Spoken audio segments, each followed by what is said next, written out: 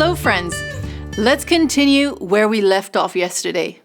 This idea that I have the liberty to do whatever I want as a Christian, regardless of how it impacts others, as long as I'm not breaking the law. As a teen, I went to a Christian high school from another denomination in South Africa, and I distinctly remember an experience that put me off. The pastor of the church that the church school belonged to was one of the most puffed up people I can remember from that stage in my life. And I remember him driving into the school one day with a brand new Mercedes. Now, in the 90s, a new Mercedes in that part of the world was considered a very luxurious car. He justified it by saying the Lord gave it to him and that the Lord was blessing him.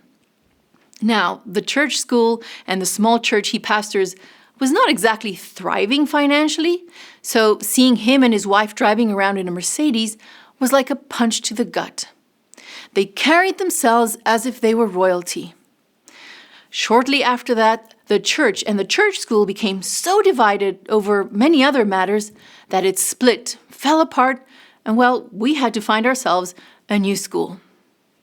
Now, obviously, the new Mercedes was not what caused the divisions in the church, but it was a symptom of an attitude that will create so much damage to believers. That attitude of doing whatever I want without being accountable to anyone.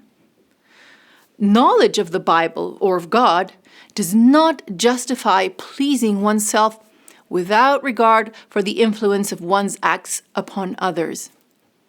And this is what Paul continues to talk about in 1 Corinthians chapter 9.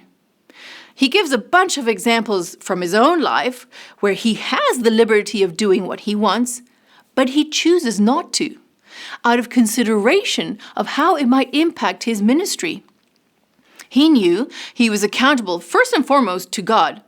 However, he carefully considered the impact his Christian behavior, although legal, could affect the people he was trying to reach.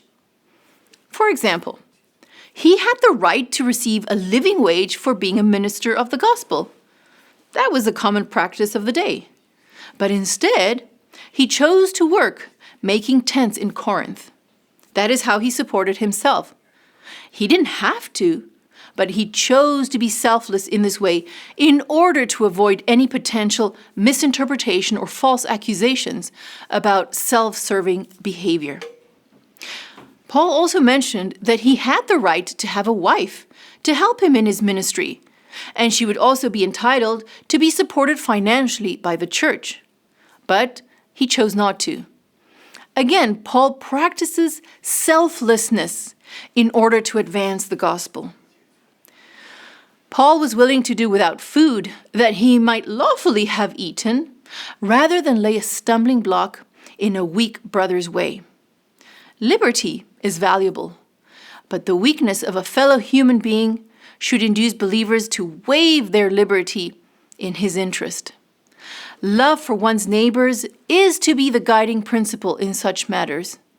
Surely the gratification of one's desires is of much less importance than the salvation of the weak brother who may stumble over one's exercise of liberty. This principle is applicable to many phases of living, such as recreation, dress, music. In fact, it applies to life in general. The denial of self for the good of others is a prominent feature of the experience of a genuine follower of Jesus.